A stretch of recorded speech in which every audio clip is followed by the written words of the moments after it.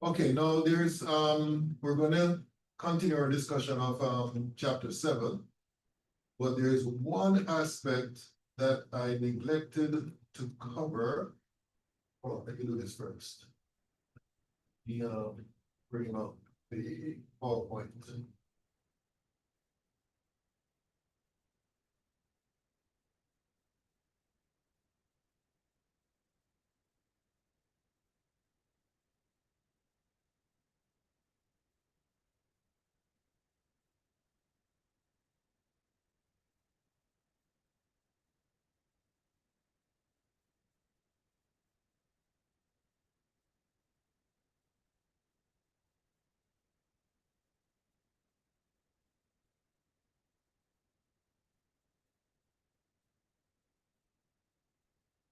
Last topic we stopped at was, and please correct me if I'm wrong, but I seem to recall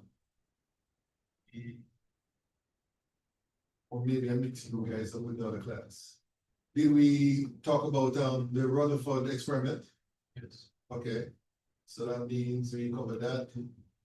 Did I talk about Yeah, we did cover that in the first stop. They truck up the one truck just went around. oh, it's Bohr model. But that they realized that the atom's heavier than what that model suggested. Okay, all right. So did we talk about wave motion? Wave nature of light, frequency, wavelength, and all that? Okay. We talked about the spectrum, right? Did we? And did we talk about the continuous spectrum and line spectrum? Okay. So, and then we talked about the black body radiation. Okay, so we did talk about the Bohr model. Okay. So there's one aspect of the Bohr model which I neglected to mention, and it comes down to this or I should say this equation right here, right? So what I'm going to do is get out of this here, and I rewrote that equation here. So this is the equation, just to remind you, that's the equation which gives you the energy of the transition of an electron in a one electron structure where it's moving from one orbit to another, all right? Doesn't matter if you're going from a lower orbit to a higher orbit or vice versa, right? As long as you keep in mind that N2 would be the final orbit number and N1 would be the initial orbit number, right? Also, RH, the constant here is equal to 2.18 times 10 to the minus 80, all right? Now, when I was a student back in the dark ages, this equation here is basically what I'm familiar with, right? This is what I was taught. And then over the years, I noticed when I look in different textbooks, what they have done is use another equation and call it the Rydberg equation. Now this, and actually in any chemical literature that you see in a textbook or online, you're going to see these two equations in different sources regarded as the Rydberg equation. And RH here is called the Rydberg constant. All right. So let me talk about delta E. Now, delta E, which is the energy of the transition, would be equal to the Planck constant times the frequency, which is either absorbed or emitted when the transition occurs, right? Now, we also know that because C is equal to lambda times nu, we can say that nu is equal to C over lambda, right?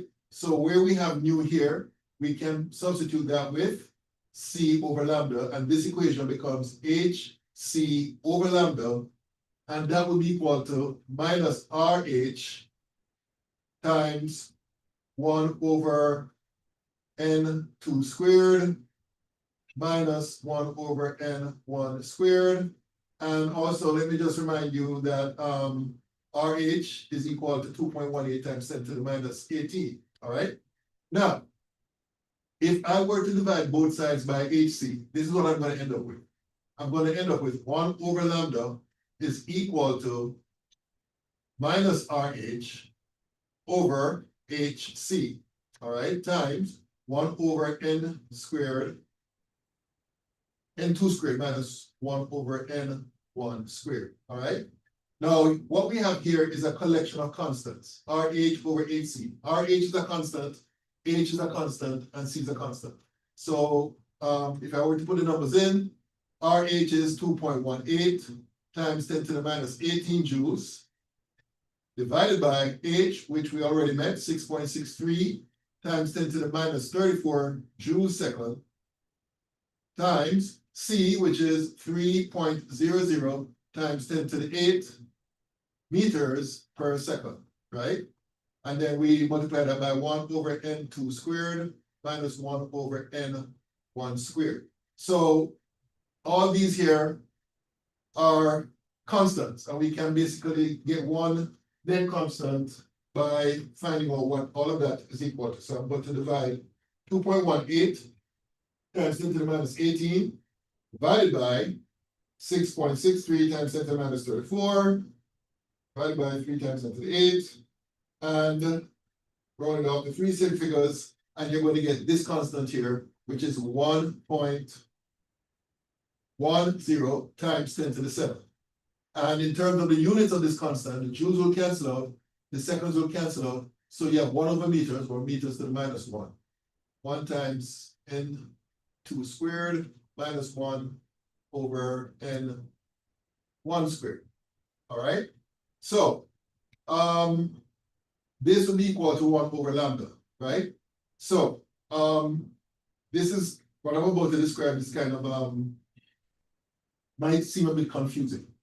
Now, as I said before, this is the equation that I learned as a student, right? Where RH is a Rydberg constant, and this is called the Rydberg equation, and the Rydberg constant is equal to this right here, 2.18 times 10 to the minus 18.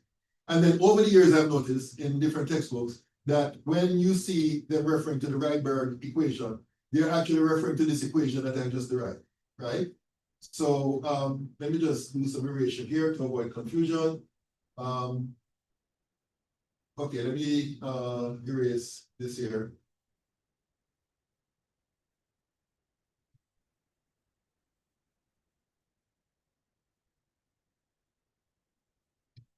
So what I'm going to do is rewrite this equation up here,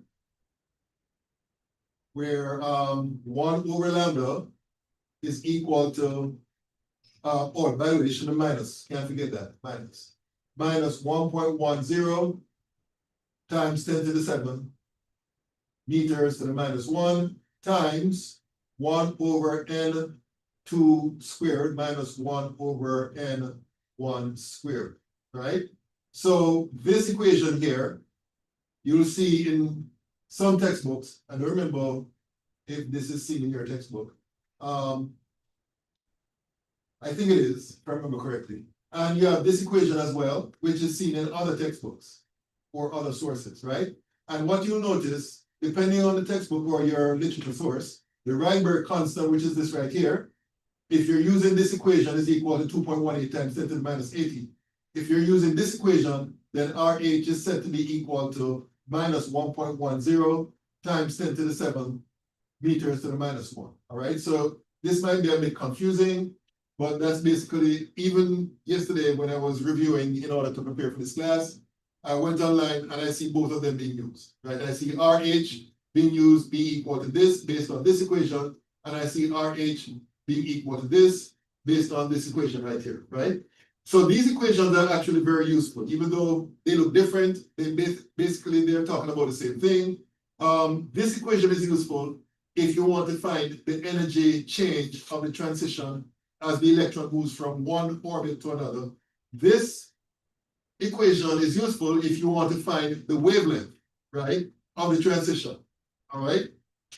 So it all depends on which one, you know, what you're trying to find. And then you might be asked to determine the frequency. Well, if you use this equation here, then you can use this to find the frequency, right? In other words, mu would be equal to delta E over H, or if you want to find the frequency using the wavelength, then you would use this equation right here. Mu is equal to C over lambda. Again, it's based on what the question is asking for. All right. So I know it's a bit confusing, but I thought it was important to let you know that some textbooks see this or express this as the Rydberg equation. Other textbooks, they express this as the Rydberg equation. All right. And the constant here is for this equation, while this constant here is for this equation. All right. So that's basically what I forgot to mention last time. Okay, so with that said, let me see. I think we should be able to do some other questions. Assignment number 7. So let me go there.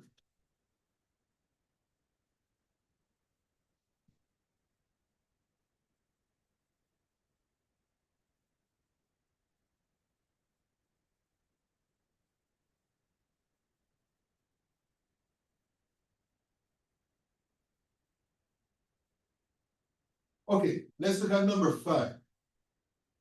It says calculate the longest and shortest wavelength of light emitted by electrons in the hydrogen atom that begin in the n equals 6 state and then fall to states with smaller values of n. So for a question like this, me personally, I would prefer to draw a diagram to help me to solve this problem. So basically, what we're saying here is that we have an electron.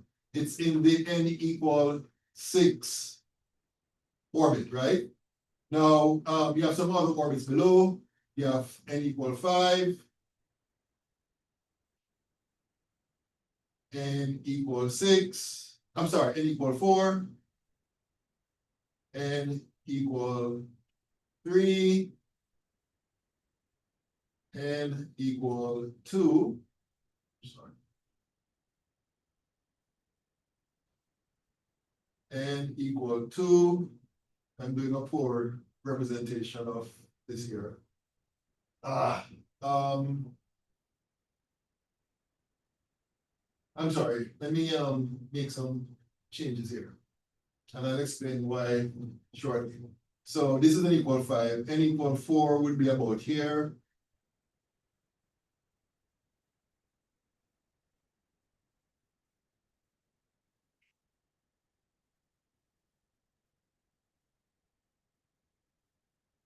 N equal 4 would be about here.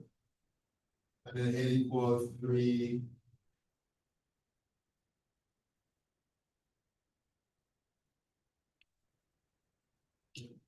Would be about here.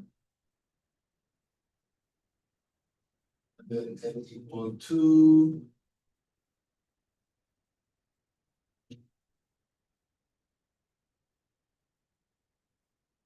About here, and then n equal 1. I think I'm still failing, but let me try to explain what's happening here. Would be there. All right. Now, what I was trying to do is get the spacings correct, because basically, and I don't remember if I told you this last time, as you move from the lower orbits to the higher orbits, the spacing between the orbits becomes smaller, right? So that's what I was trying to, represent here. So the spacing, energy spacing between n equals 6 and n equal 5 would be smaller compared to between n equal 5 and 4, and so on and so forth, right? So what we're saying is that the electron is in the n equals 6 state, right? So the question is asking for you to calculate the longest and shortest wavelength of light emitted by electrons in the hydrogen atom that begin in the n equals 6 state and then fall to states with smaller values of n, right?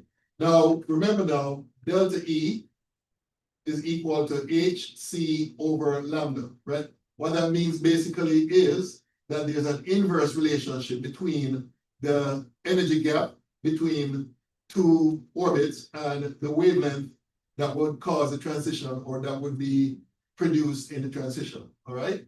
So basically there's an inverse relationship between two. So the question is asking for you to calculate the longest wavelength then you need to calculate the shortest energy gap of the electron as it falls to lower orbits, which means that the shortest energy gap would be here. This is the shortest delta E, which corresponds to the longest wavelength, right? The shorter the energy gap of the transition, then the longer will be the wavelength of the radiation that is needed that will be produced when the electron is falling from n equals 6 to n equals 5, right? So we need to calculate, so there are two ways of going about it actually. And one way would be to use this formula right here. 1 over lambda is equal to minus 1.10 times 10 to the 7 meters to the minus 1 times 1 over 5 squared minus 1 over 6 squared. All right. Remember now, we're going from final to initial. So the electron is falling from here to here. The initial would be 5 and the final would be 6. So therefore, that's why we have it in that order. And then we have to do the calculation. So I'm going to do what's within the parentheses first. So that's 1 divided by 5 squared, which is 25, minus 1 divided by 6 squared. And then I'm going to multiply that by 1.10 times 10 to the 7. And let's see what that gives. So that gives, I have to round out to 3 sig figs. So that gives, and the minus sign, so multiply by minus 1. So that gives, do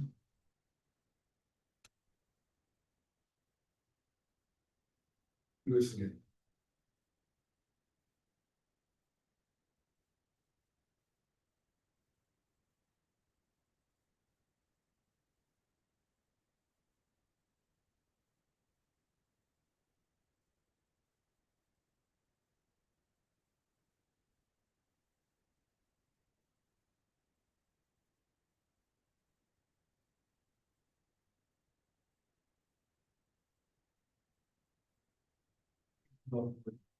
Five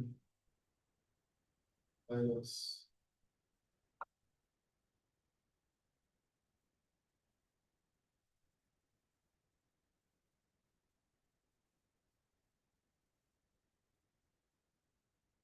okay, so I'm sorry, folks. Something looks weird here.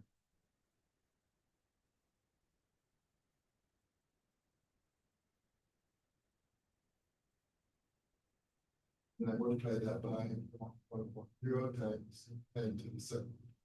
Okay, now this makes more sense. So the final answer would still have a negative sign here, minus, you only solved the 3 sig figs, so that would be minus 1.34 times 10 to the 5 meters to the minus 1, right? Now, let me just say something at this juncture, and that has to do with the fact that we have a minus sign here. If you think about it, well, if I were to do 1 over lambda here, I'm sorry, this is 1 over lambda. So lambda would be equal to 1 over minus 1.34 times 10 to the 5 m to the minus 1. So let's do that first, and then I'll explain something. So if I were to divide 1 by that, I'm going to end up with 7.44 times 10 to the minus 6 meters, and that would be a minus sign in front. Now, here's the thing. If you think about it, the minus sign doesn't make sense in the sense that there can never be anything such as a negative wavelength, right? So the question is, how do we interpret that minus sign? Well, basically, that minus sign means that radiation is lost. Radiation is lost, right? Which means that the actual wavelength of the radiation being lost will be the absolute value, which is 7.44 times 10 to the minus 6. So that would be the answer for the longest wavelength, right? So that's the longest wavelength value, okay? So you have to keep this in mind when you're doing these calculations, right? If you have a wavelength value based on your calculation, which is negative, that means that basically the radiation is lost, which makes sense because the electron is being transitioned from a higher orbit to a lower orbit, which means that energy will be lost by the electron in the form of the radiation, and the wavelength of the radiation would be the 7.44 times 10 to the minus 6. So that answers this part of the question where it asks me to calculate the longest wavelength. Now to calculate the shortest wavelength, again going by this relationship, to get the shortest wavelength, we need the largest energy gap from n equals 6 to some energy level lower. That would be going from, in fact, let me erase this here to avoid confusion. I'm going to erase this here. So now we're going from n equals 6 all the way down to n equal 1, right? So this would be the largest delta E, which would be the smallest L, right? So the difference now in terms of the calculation here is that the only thing we're going to change in this setup here is that instead of 5 squared here, we're going to have 1 squared because we're going all the way from 6 to 1, all right? So that means that everything will change as a result. So let me just erase this here and erase this here.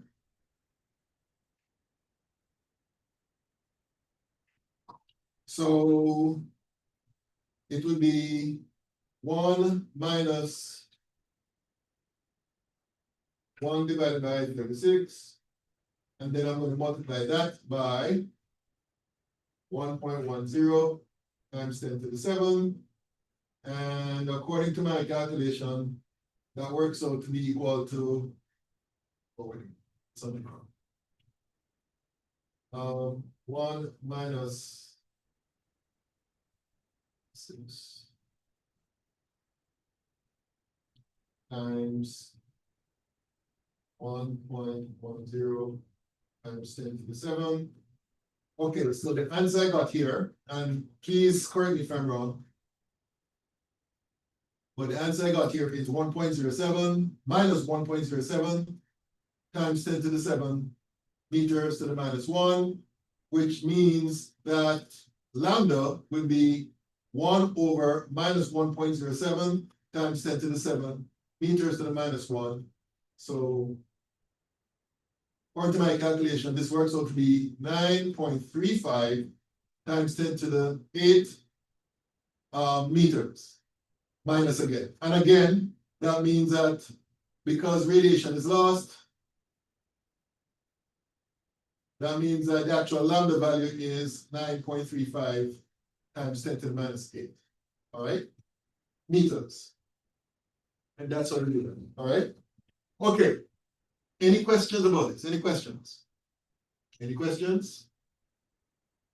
Any questions out there in Zoom? Any questions? Okay, so let me clear this. If that's okay, can I clear this? All right, so let me clear this.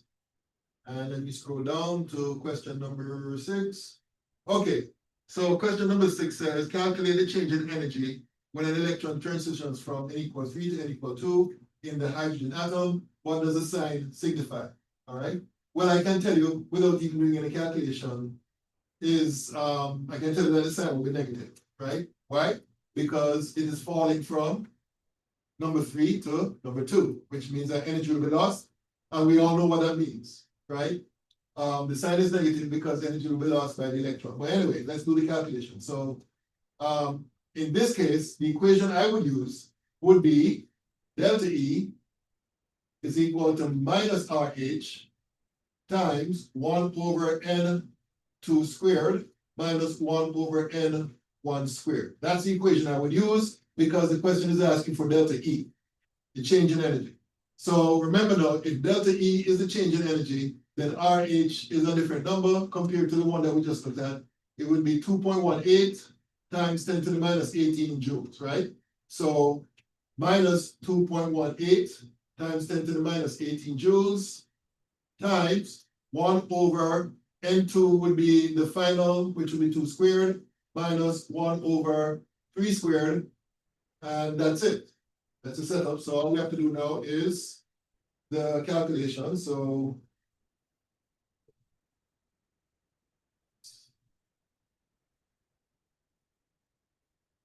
and then multiply by 4.8 times 10 to the minus 18.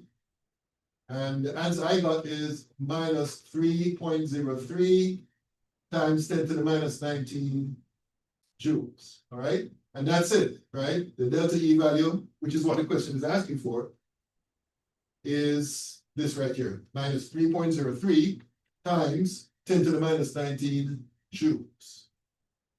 Right? Okay, any questions about this one? Any questions? Questions? Okay, moving along. You clear this. And let's scroll down. Okay. So, based on what we have done before, let's see if you guys can deal with this particular problem. This question says that using the Rydberg formula, calculate the initial energy level, right?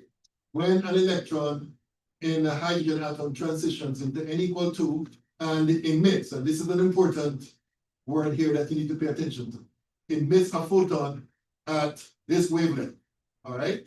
So what equation would you use first? Let me ask you that first. What equation would you use to solve this problem? What equation would you use to solve this problem?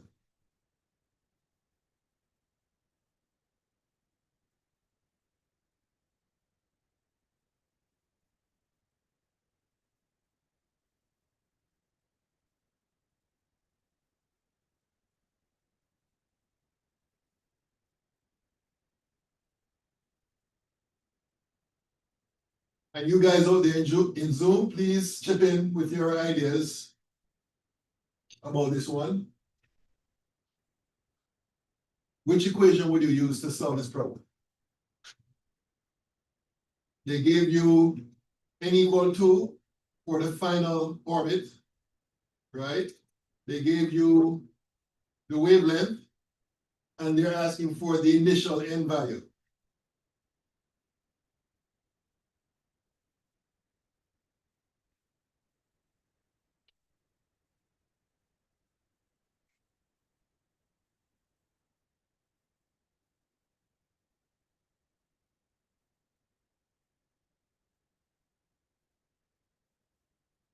Well, I gave you two equations. I introduced to you two equations. One of them will be the one that you use in this case.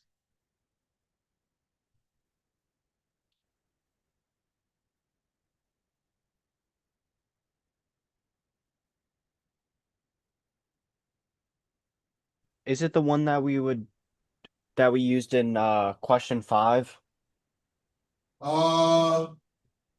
Which equation did we use in question 5? 1 over That would be it, exactly. So 1 over lambda wavelength is equal to what?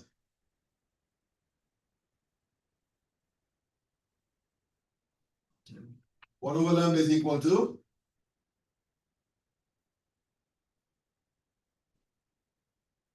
Feel free to look at the previous number 5, what you did in that question. 1 over lambda is equal to? We have to convert 410. We have to convert 410. Well, yeah, but I want the equation first. But yeah, eventually you have to do that, yeah. Okay. So 1 over lambda is equal to? What's the equation? Yes, ma'am.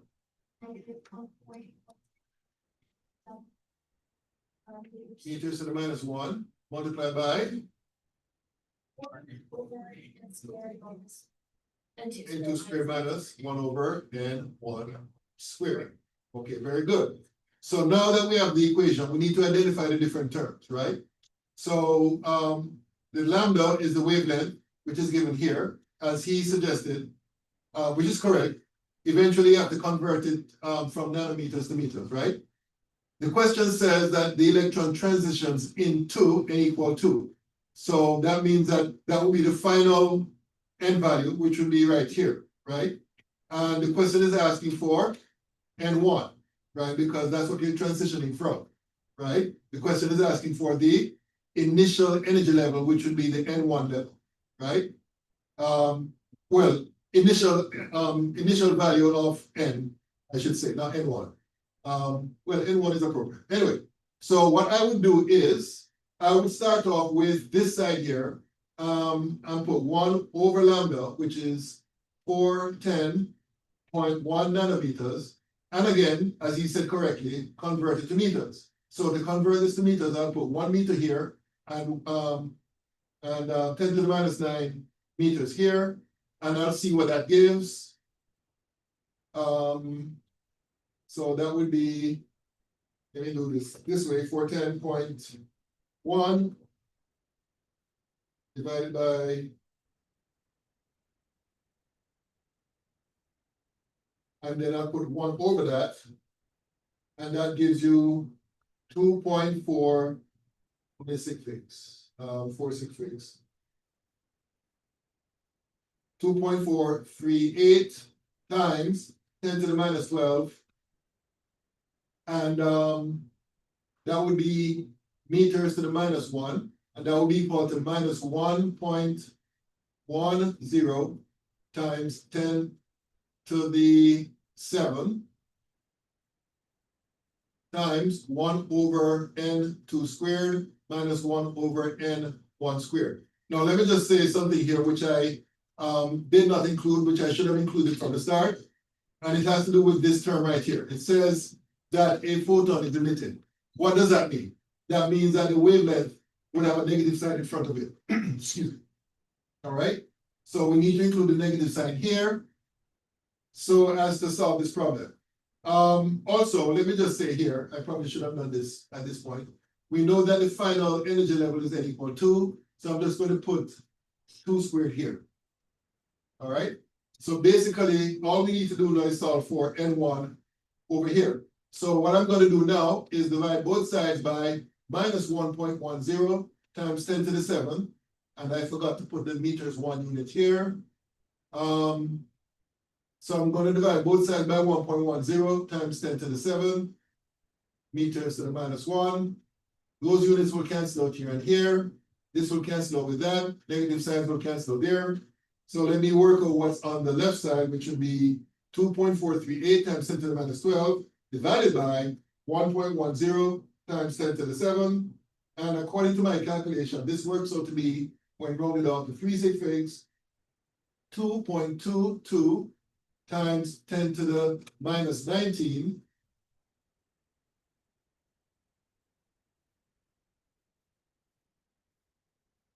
Hold on.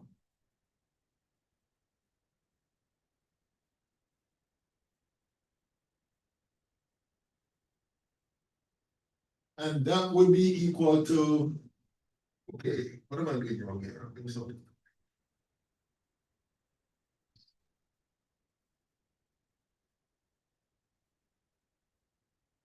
Okay, I did something wrong here.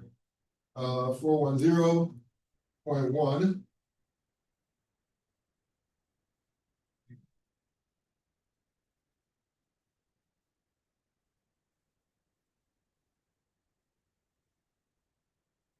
Okay, so this part is right.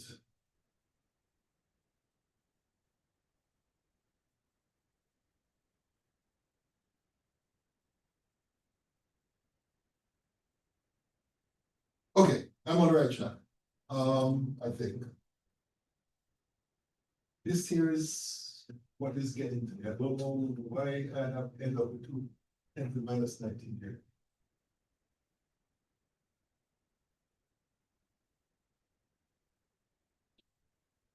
No.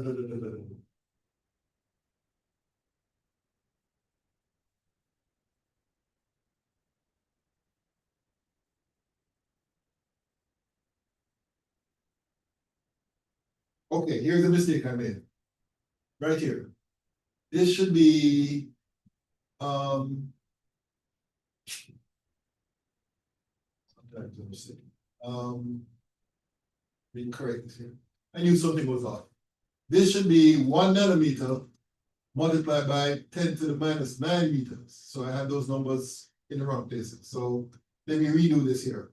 410.1 times 10⁻⁹. And then I find the inverse of that. Okay, so this now makes sense. This should be 2.438 times 10⁶. Knew something was off. So this should be 10⁶. So when you divide that now by 1.10 times 10⁷, you're gonna get 2.22 times 10⁻⁻⁴.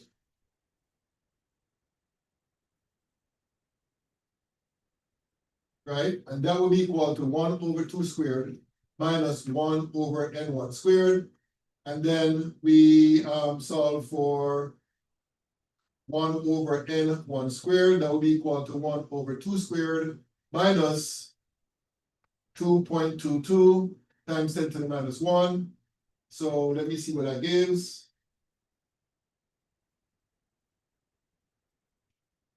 So that gives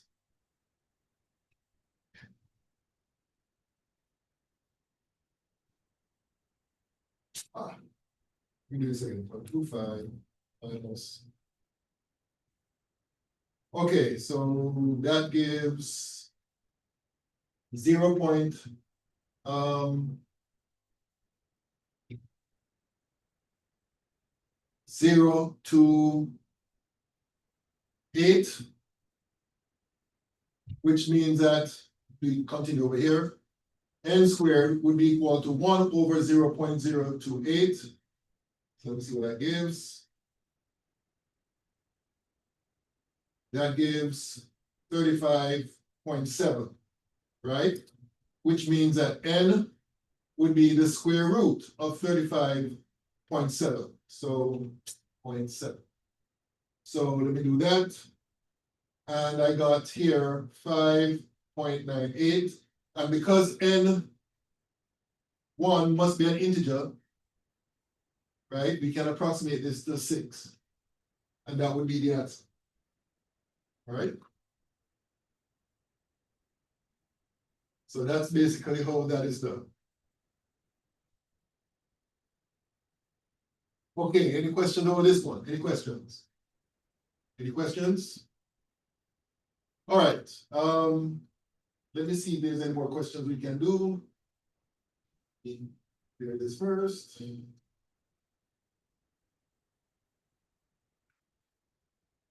Okay, number 8. Any ideas about doing this one? Let me hear what you have to say about this one. This question is asking for you to calculate the wavelength of a photon that is absorbed when a hydrogen atom undergoes transition from n = 1 to n = 3.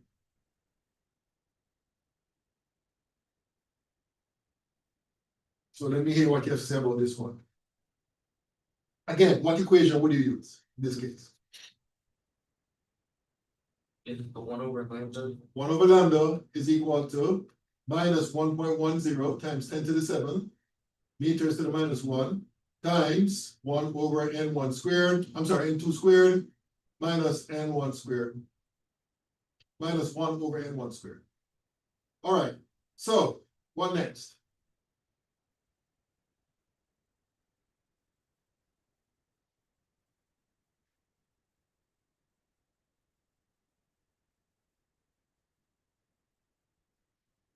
Need to plug in.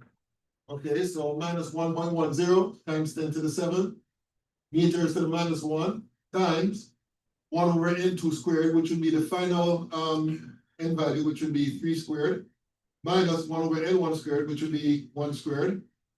And that's it. Let's see what this gives. So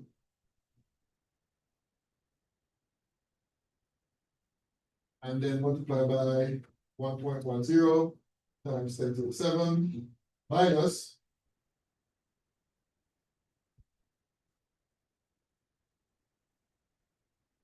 run it out to 366. So the answer I got for this part here is 9.78 times 10 to the 6 meters to the minus 1. So that's 1 over lambda, but remember now the question is asking for lambda, which is 1 over 9.78 times 10 to the 6 meters to the minus 1. So let's see what that gives. So according to my calculation, this works out to be equal to 1.02 times 10 to the minus 7 meters. All right. So that's basically how that is done. And let me just say that, again, you have to pay attention to how the question is worded. It says that the photon is absorbed, which means that the wavelength value is going to be positive, which it is in this particular case. All right. Okay. Yes, ma'am. Wouldn't it be negative Hmm? with the, No. You see this part here, if you do this on your calculator, that's going to be negative. Right? And therefore, negative times negative gives you the positive answer in the end for 1 over lambda. Right? what's the number, the exponent to the 10? The, Oh no, that should be to the 6. My bad, my poor handwriting. Right, that's to the 6. All right.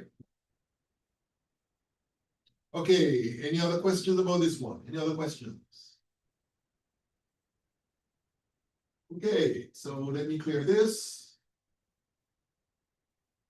And scroll down. Okay, so that's all that we can do based on what we have covered so far. So let me go back to the PowerPoint and continue our discussion in chapter 7. So let's talk about these terms, ground states and excited states, right? So these are terms that apply not only to electrons in atoms, can also apply to molecules and so on, but since we're concerned with the movement of electrons between different energy levels according to the Bohr model, we're going to apply these terms to that situation. So when we talk about the ground state of, let's say, an electron, what we're talking about is the electrons occupying the lowest possible energy level, right? So in the case of the hydrogen atom, if you have 1 electron, then the electron in the n equal 1 orbit will be said to be in its ground state, right? And so that's the ground state. And then what we call the excited states are the higher energy levels that exist. So if you have an electron promoted to any other orbit higher than the n equal 1, then that electron will be said to be in an excited state. So how do we get the electrons moving between the states, right? Let's say you have an electron in a lower state. How do we get it to move to a higher state? Then what that means is that you have to do something in order to give electrons energy in order to make that promotion. And it can be done in these ways, right? By electric discharge, which we saw earlier. If you remember the hydrogen lamp, right? We connect the 2 electrodes of the lamp to an electricity source, and the energy from that resulted in the promotion of electrons to a higher energy level. Heat can be used, but the amount of heat energy required will be very high. So this is not something that is used, very often, but it can happen, right? And then we have lasers. Lasers are basically a type of photons which gives energy to the different electrons, allowing the electrons to be promoted to higher orbits, higher energy orbit. Now, when you have the electrons in the excited state, that is a very unstable state. So therefore, what will happen almost immediately is that those electrons will fall back to lower energy levels or lower orbits. And when it falls back to those orbits, radiation is emitted, right? And that is what we saw in the hydrogen lamp, right? In the hydrogen lamp, the electrons are energized, right? They're promoted to higher orbits. And then almost immediately, those electrons are shifting downwards to lower orbits or lower energy levels, and therefore emit radiation. And of course, the frequency or wavelength or color of the radiation is dependent of the amount of energy that is lost as the electron falls back to lower orbits. And we call that relaxation, all right? Okay, so that's what happens when you have electron making transitions. And this diagram here basically illustrates what we just talked about, right? So here we have the different energy levels, the different orbits. up to n equal 5. And basically, in order for an electron, let's say, to be promoted from n equal 1 to n equal 5, energy must be absorbed, right? So the energy can be, as we said before, in the form of an electric discharge or lasers or whatever, all right? And then once the electron gets to that level, then it's excited and it can fall back to lower energy levels, right? So some downward arrows showing the transitions from higher orbits to lower orbits. So for example, from n equal 4 to n equal 2, or n equal 4 to n equal 3, or n equal 3 to n equal 2. And you have other possibilities as well, right? So basically, in those cases, you have relaxation, all right? And that would result in radiation being emitted as the transition takes place. Now, in terms of the quantitative relationship between the energy gap of the transition and the wavelength of the frequency of the radiation, I should say. Remember I said, let me remind you up here, that delta E is equal to HC over lambda, right? So there's an inverse relationship between the wavelength of the radiation either emitted or absorbed and the energy difference between the different orbits of transition, right? So basically, we can say that, for example, going from, let's say, going from n equal 4 to n equal 2, right? That energy gap is greater compared to going from n equal 4 to n equal 3, right? What that means is that the wavelength of this transition here will be shorter compared to the wavelength of the transition going from n equal 4 to n equal 3, right? So that's the relationship between the energy difference of the transition and the wavelength of the radiation corresponding to that transition. Shorter wavelength corresponds to higher energy, and longer wavelength correspond to lower energies, right? Okay, so let's now, by the way, what time is it? Okay. We can do this. All right, so let's talk about de Broglie's equation. Now, if you remember, I mentioned that radiation can be seen in two ways, right? It can be seen as a waveform, and there is enough evidence to support that, but it can also be seen as a stream of particles known as photons, right? So I don't know if I mentioned this term. This is called the wave duality, the wave particle duality of radiation, right? Basically, what we're saying here is that in one sense, radiation can be seen as a waveform, and in another sense, radiation can be seen as a stream of particles. And there's enough evidence to support both aspects, right? Which, you know, is kind of difficult for us to conceive in our minds. And this is one of the reasons why this topic is very challenging for us to understand, all right? So because of that duality, if we focus on the particle part of it, that radiation exists as a stream of particles, and we can actually calculate the mass of these particles and so on. So de Broglie, and I think this is a French name, and if there's anybody here who speaks French, I think I've just massacred it, so I apologize in terms of massacring his, the pronunciation of his name. But anyway, he did some theoretical work because he was thinking that, okay, if radiation display particle behavior, right, and also display wave behavior, then it should be possible that any ordinary moving object, right, you know, like a ball or whatever, will display wave-like characteristics, right? That's what he was thinking, right? So he did some theoretical work and he came up with this equation here, right? Which applies to radiation and pretty much any other ordinary particle, right? And this equation here relates the wavelength of a moving object to the velocity and mass, right? So, let me see the problem. Okay, so let me, I think I need to write something down here. So basically, according to the de Broglie equation that he developed, the wavelength of any moving particle or any moving object is equal to h, which is the Planck's constant, which we met before, divided by m, which is the mass of the object, multiplied by the velocity of the object. And let me just say that in terms of the units, Planck, the Planck's constant, the unit would be joules second. In terms of the mass, the unit would be kilograms. And in terms of the velocity, the units would be meters per second, right? So those are the units of the different terms. Once those units are in place, then the units of lambda would be meters. All right, so this equation is used to measure the wavelength of pretty much the wavelength associated with pretty much any moving object. And this is a good example of how theoretical work can lead to some very interesting technological results.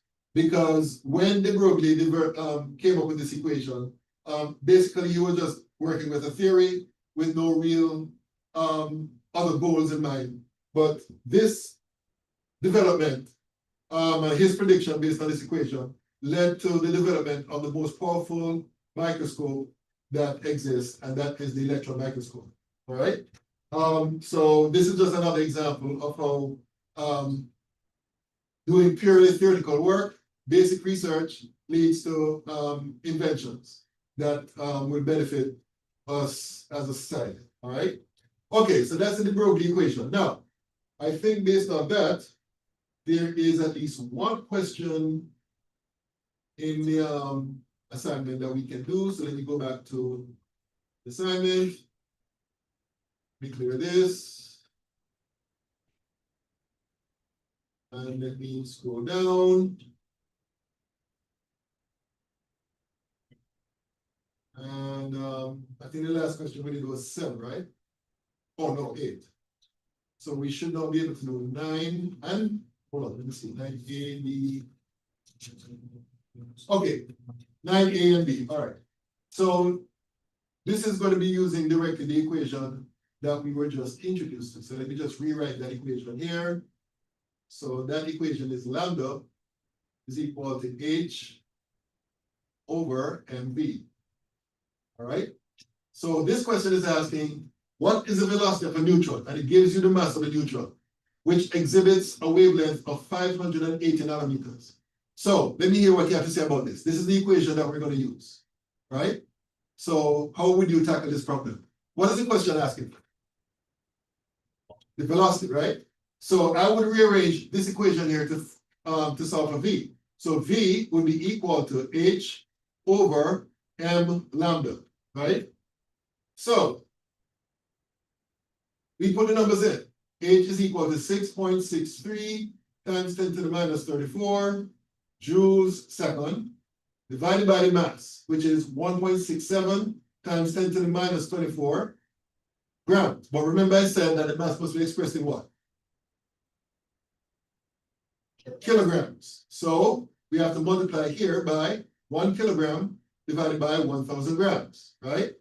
And then we multiply by the wavelength, which must be expressed in what?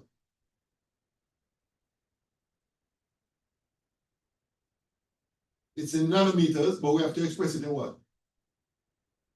Meters, right? So therefore, 1 nanometer, I'm going to make the same mistake again, is equal to 10 to the minus 9 meters, all right?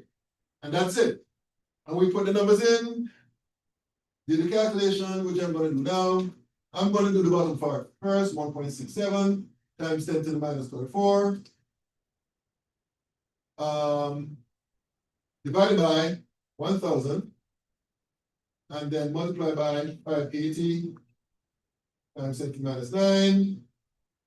And then I'm going to put 1 over that and then multiply by 6.63 times 10 to the minus 34. And let's see what this gives. So the answer I got, now how many sig figs do I have to do also?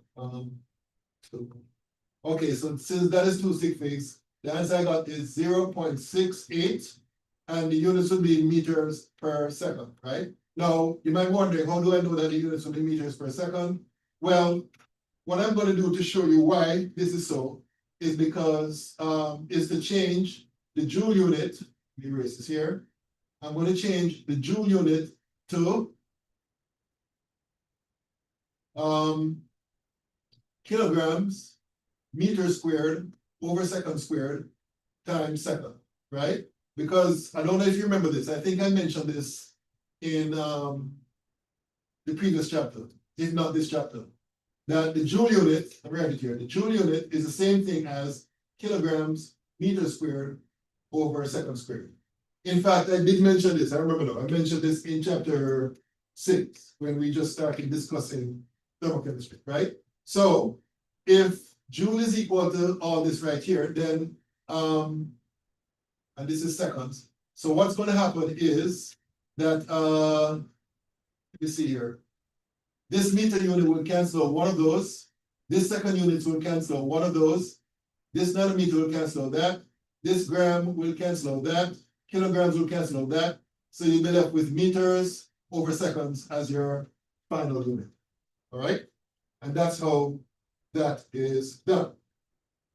Okay, any questions about this one? Any questions? Any questions out there in Zoom?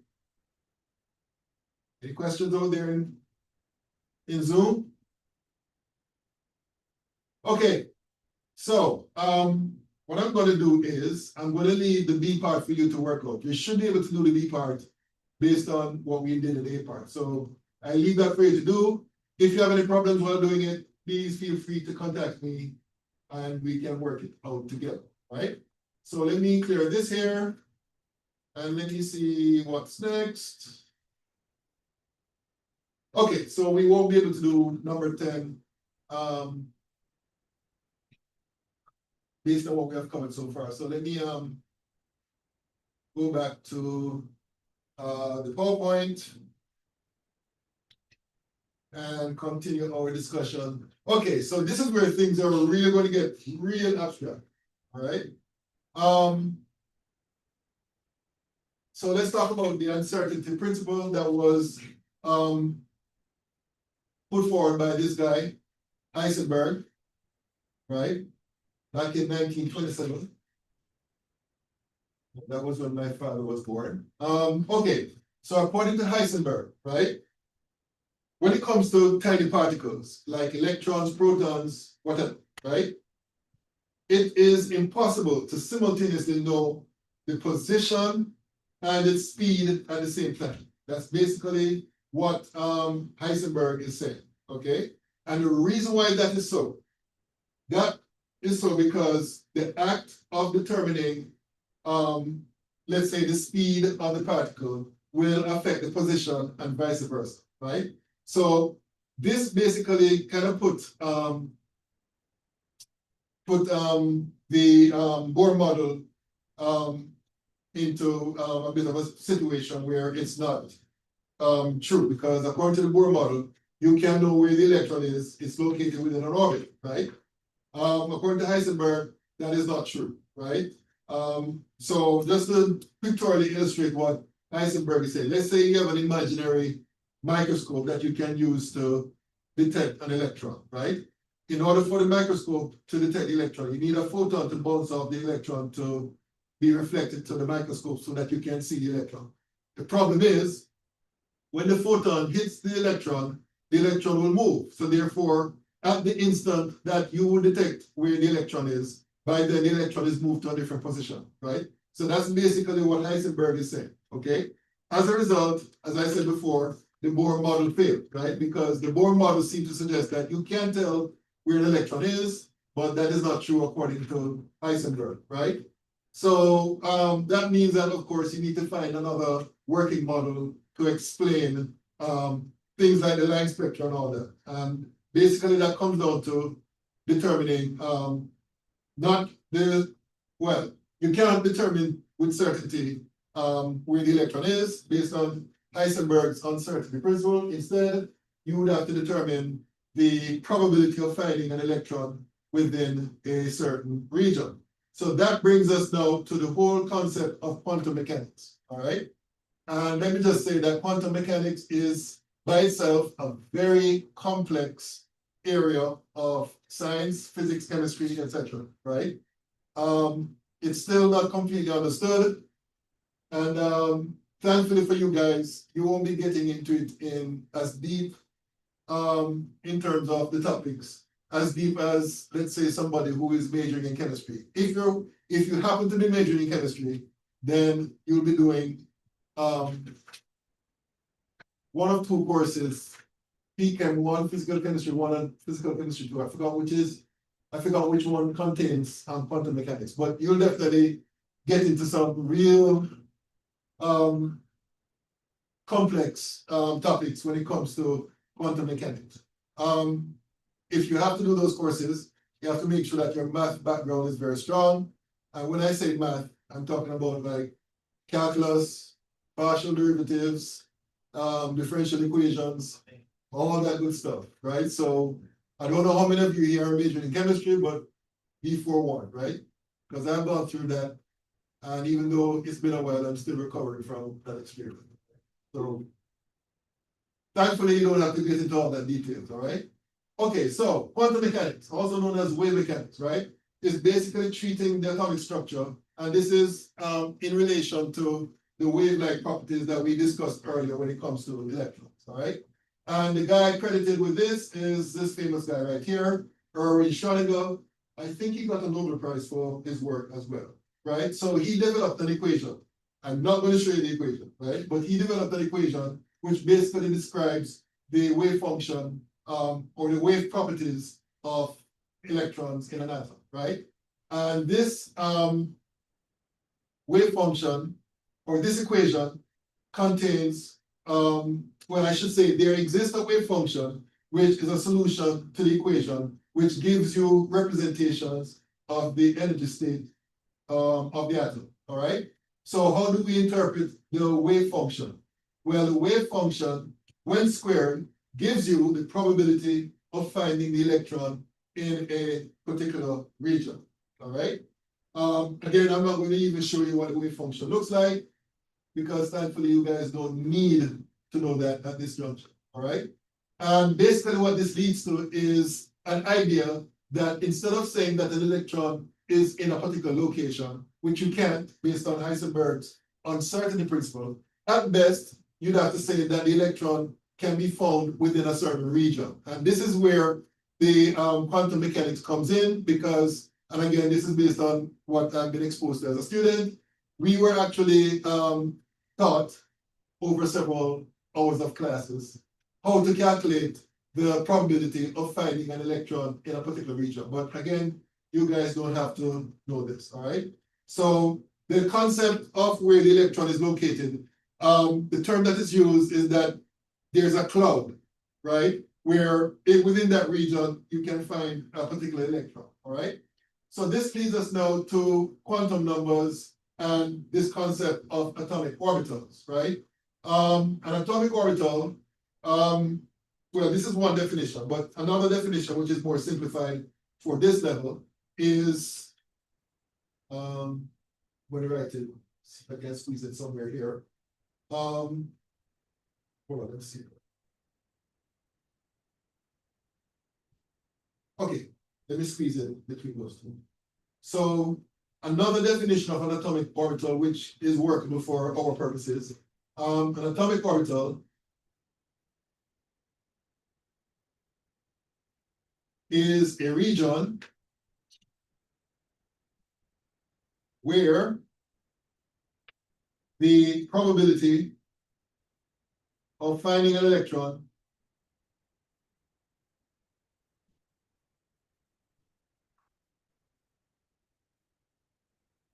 is greater than 90%. All right. So that's a workable definition of what we call an atomic orbital. All right. And what you're going to find is that each orbital have what is known as a designated set of quantum numbers, right? So what we're going to do is get into what we are dealing with when it comes to quantum numbers. As stated here, the quantum numbers basically corresponds to the wave functions, right? And the square of the wave function will give the probability of finding the electron within a certain region, which is basically the orbital, all right? So let's deal with the first quantum number, which is known as the principal quantum number. And again, these numbers come directly from the Schrödinger equation, which As I said before, I'm not even going to show you what it looks like. So the first quantum number we're going to talk about is the principal quantum number, which is designated the letter n. And it turns out that the n value in this case is the same as the n value in the Bohr model. All right. So this quantum number, as stated here, is independent of the two quantum numbers that we're going to meet later on, right? And that n value can only be a positive integer, starting from 1 and then going on to 2, 3, 4, all the way up to infinity, right? So those are the possible values of n, right? And n is related to a couple of things. It's related to the size of an orbital, and it's also related to its energy, or the energy of the electron in the orbital, right? So basically, the higher the n value, the greater the size of the orbital, and also the greater the energy of the electron in that orbital, right? Orbitals that have the same value of n are said to be in the same principal shell or energy level, all right? So those are basically the properties, so to speak, of the associated with the n value for an orbital, all right? So that's the first quantum number that you need to be aware of. Okay. The next quantum number is known as the orbital angular momentum quantum number, designated the letter L. And this value here is related to the shapes of the orbitals. And again, I'm having flashbacks to equations that we had to derive, which basically represent the shapes of the orbitals in 3 dimensions, right? Not fond memories, all right? So again, you guys should do that. So let me say what the L values are. The L values is basically dependent on the n values, right? So if n is equal, and the possible values of L will go from 0 to n minus 1, depending on the shell. So for example, if n is equal to 2, right? Based on what we just said here, that means that the only possible values for L would be what? 0 and 1. 0, and then the next integer would be 1. And if n is equal to 3, if n is equal to 3, then the possible values of L would be 2, 1, and 0. All right? If n is equal to 4, then the possible values of L would be 3, 2, 1, and 0. So what do you think would be the possible values of L if n is equal to 5? If n is equal to 5, based on the pattern that I am establishing here, if n is equal to 5, then what is L equal to? Yes, ma'am. 4, 3, 2, 1. Exactly. 4, 3, 2, 1, and 0. Right? Can't forget 0. All right.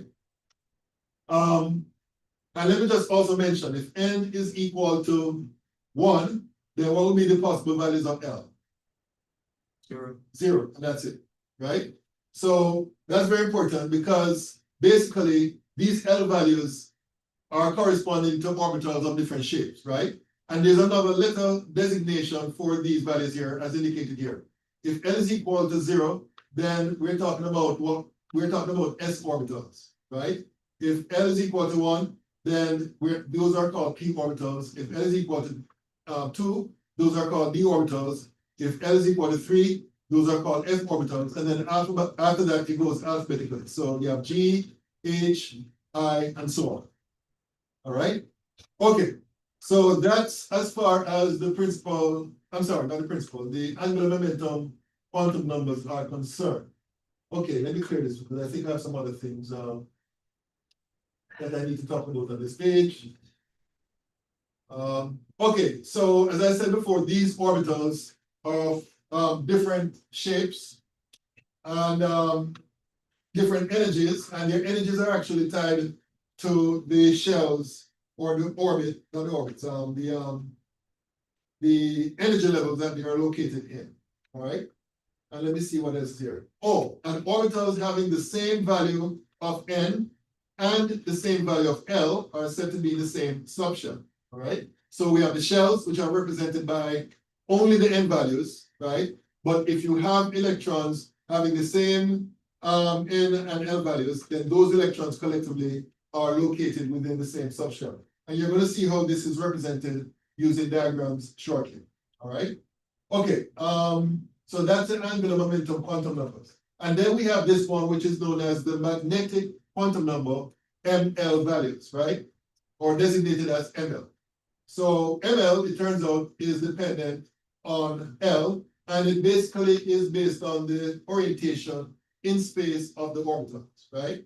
So ML, turns out, is dependent on the L values, in that if L, well, ML is equal to basically all integers from minus L to plus L. That's basically how you determine the ML values. So here's an example. If L is equal to 2, sorry. If L is equal to 2, then the possible values of ML would go from -2 to +2. So -1, -2, 0, -2, -1, 0, 1, and 2, right? Each of these numbers here represents an orbital, right? So basically, if the subshell L value is equal to 2, then basically you can say that there are a total of 5 orbitals present because each of these numbers represent an L value, all right? Let me give another example. So let's say, for example, L is equal to 1. So if L is equal to 1, then what are the possible values of ML? Say, Hmm? did you say, L was equal to 1? If L is equal to 1, yeah. If L is equal to 1, then what are the possible values of ML? Remember, ML can go from -L to +L. So that'd be negative -1, 0. 0, and +1. All right, so that's how you determine the ML values based on the L values, all right? So going back to the L equals 2, if you remember in the previous slide, I said that if L is equal to 2, then these are designated D subshells, all right? And what that means is that within that subshell, there are 5 D orbitals. All right? So in the case of L equals 1, if L is equal to 1, that represents the P subshell, which means that based on the fact that there are 3 ML values, that means that there are 3 P orbitals. All right? So that's basically the magnetic quantum numbers. All right? What time is it? Okay, I might as well stop here. All right? All right, so we're going to stop here for today, and we're going to continue. In fact, I think we're going to finish this chapter next time. All right? Let's see here. So just to remind you,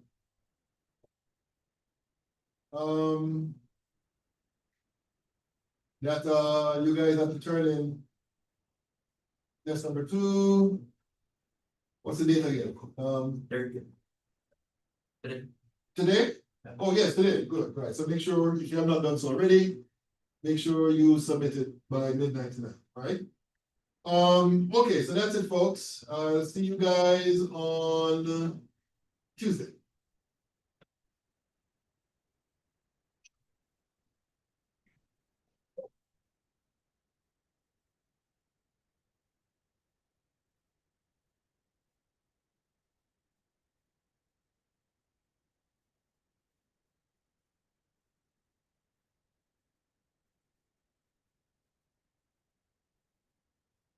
All right, take care.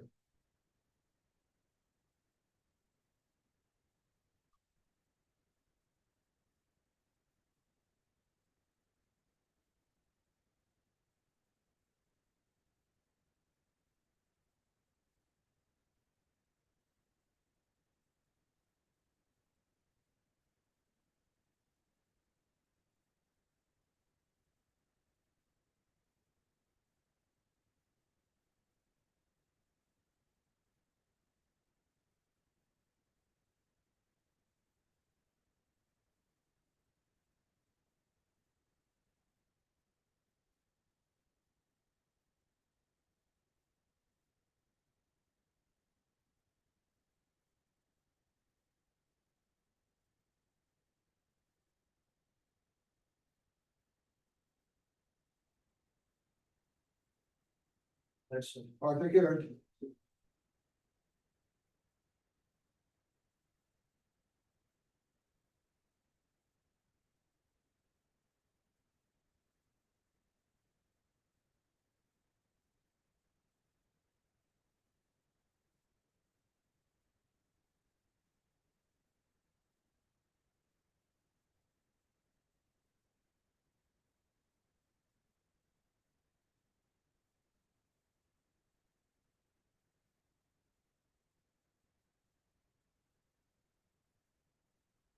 Okay, and for you guys out there in Zoom, I'm leaving now.